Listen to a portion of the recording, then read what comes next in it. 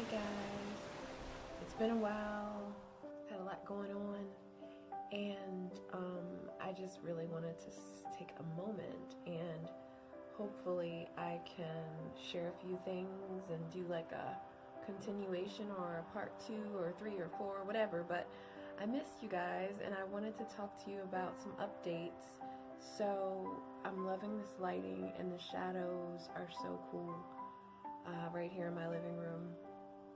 I wanted to tell you about my begonias, and so well, let me back up a little. As you may already know from my other videos, or you may not know, I was struggling with begonias. However, I didn't want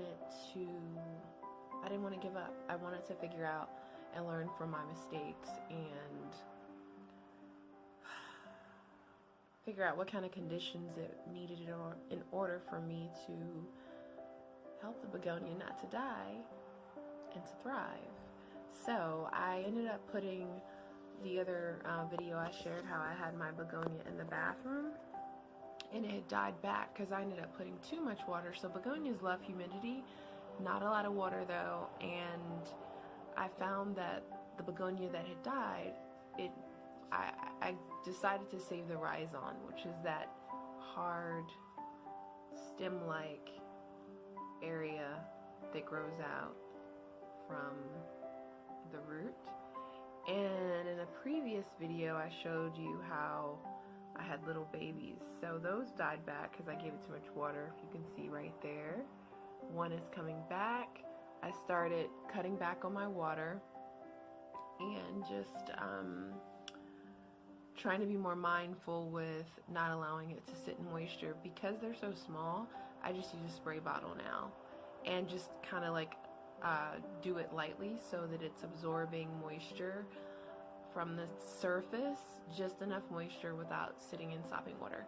So over a month ago I had decided to start over and to try again, and I got this one from I believe it was Lowe's, and I put it in the bathroom and I really pretty much let it dry out. So I'm not even watering it like once a week. It's probably like maybe once or twice a month. So like every other week I'll check it to see how dry it is. And I'm not watering it until it runs out. I'm just watering it just enough so that it's moist, and it's thriving. It's like a beautiful necklace. It's thriving. I'm really happy about it, and I'm just going to continue to do what I've been doing. Of course, it's absorbing plenty of moisture or humidity from the showers, and I keep that bathroom door closed just in case I end up dealing with gnats, and I at least keep it in the bathroom. But again, a cup of coffee for your fungus gnats with cream and sugar. They are definitely drawn to it. And previously I shared with you how I had gotten a begonia.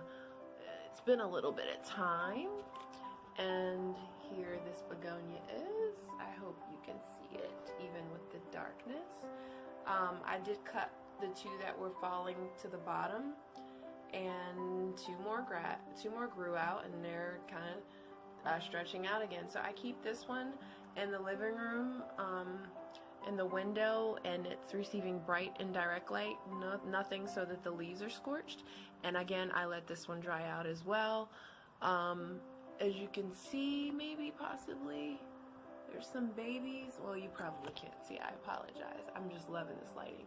There's some babies coming through at the bottom, but it's doing really, really well. Someone told me they've never seen a begonia without flowers, and I really wanted to look more into that. Like, what does it require?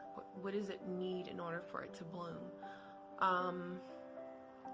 And I'm not quite sure. So I ordered a begonia online, and unfortunately I was so grateful to get it. It was only $7, but it died. It came to me died. I couldn't get to the post office in time. However, I decided to save the stem, put it in water, and it has just begun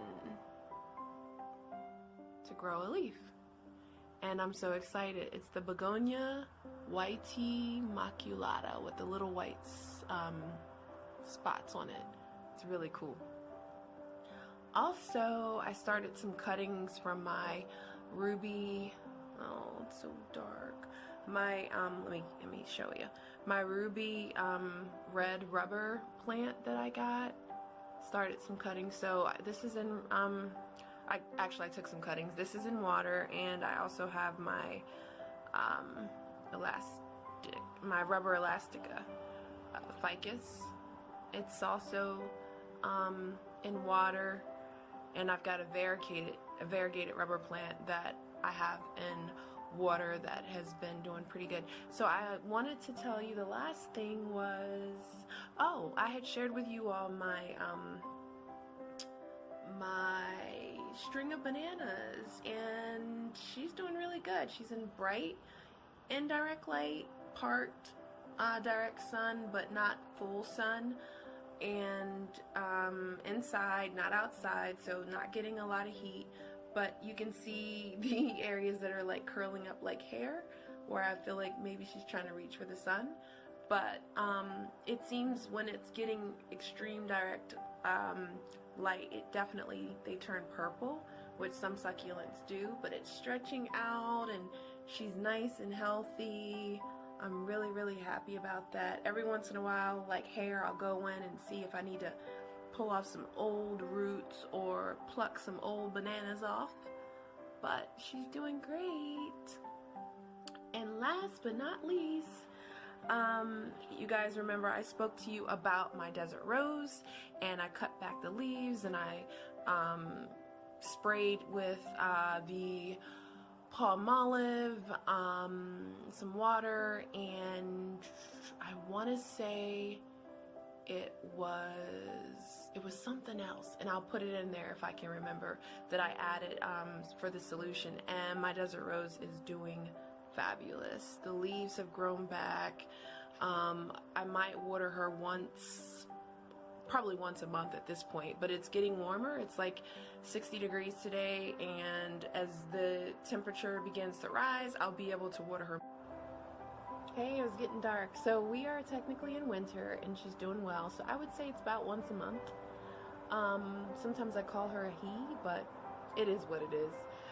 The next video, I'm going to share with you about some seeds that I got from Puerto Rico, and they were sent here. I finally got them. I'm excited. I'm going to make this short. Thank you so much for tuning in to Life is a Garden. I look forward to sharing my next video with you, and I hope you take care. Whatever you're going through, just push. Talk to you later. Bye.